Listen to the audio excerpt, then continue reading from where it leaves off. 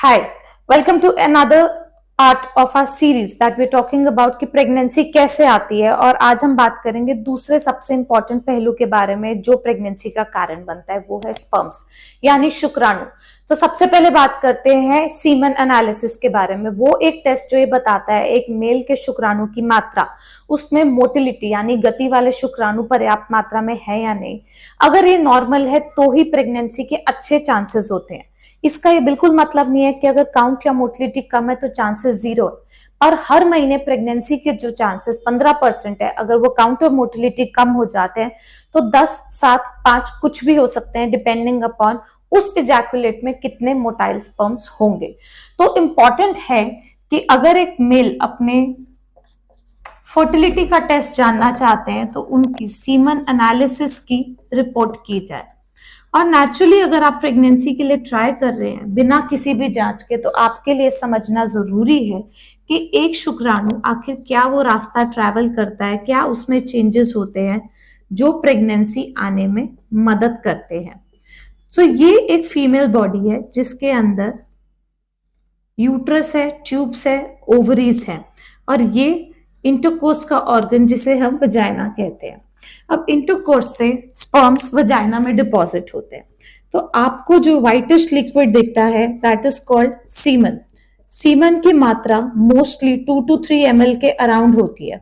सो बहुत सारी फीमेल से कंप्लेन करती हैं कि जब वो इंटरकोर्स करते हैं और उसके बाद खड़े होते हैं तो सीमन सारा बाहर आ जाता है, तो क्या इस वजह से वो प्रेग्नेंट नहीं हो पा रही। बट ऐसा नहीं है, उसमें से स्मॉल अमाउंट जितना कंसेंट्रेट होना चाहिए वो वजाइना में सर्विक्स के आसपास सिक्रीशंस जो फीमेल्स की होती है उसी में स्पर्म्स ट्रैप हो जाते हैं और आगे रिलीज होते हैं फीमेल ट्रैक में प्रेगनेंसी के लिए।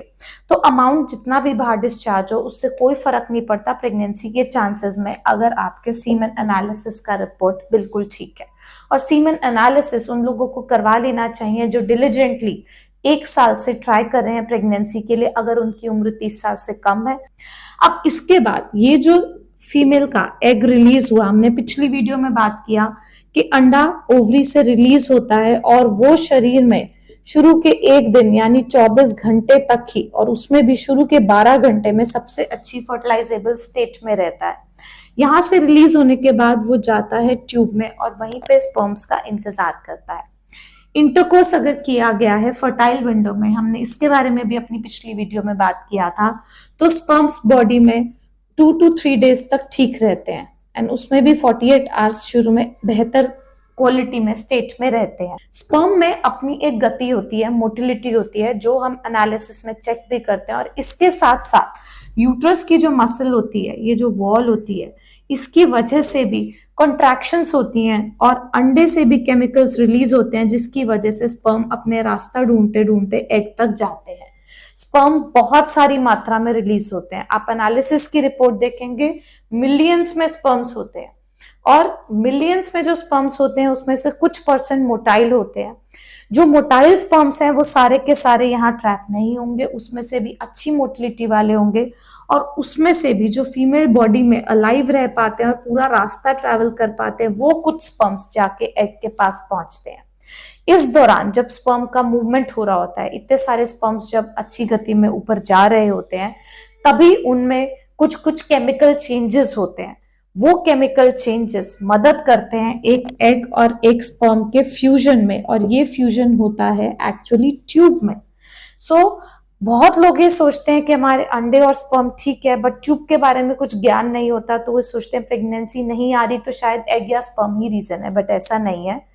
बच्चादानी और एक ट्यूब का भी बहुत ज्यादा इंपॉर्टेंट रोल होता है। और स्पर्म्स में से सिर्फ एक स्पर्म इस एग को पेनिट्रेट करता है और इसकी वजह से बनता है एम्ब्रियो, जो होता है बेबी का फर्स्ट सेल। इस तरीके से आप देखिए कि जितना एग का योगदान है उतना ही स्पर्म का योगदान है प्रेगनेंसी आने में। और दोनों का टाइमिंग मिलने का आप अच्छे से डिटरमिन कर सकते हैं अगर आप अपनी ओवुलेशन को ट्रैक करें और उसकी वजह से फर्टाइल विंडो आइडेंटिफाई करें कि कब अंडा रिलीज होने वाला है, और उन्हीं दिनों में आपस में एक एक दिन छोड़ के रिलेशन बनाएं ताकि स्पर्म्स जो है सही समय पे यहाँ वजाइना में अवेलेबल हो और ये रास्ता वो ट्रैवल कर सके।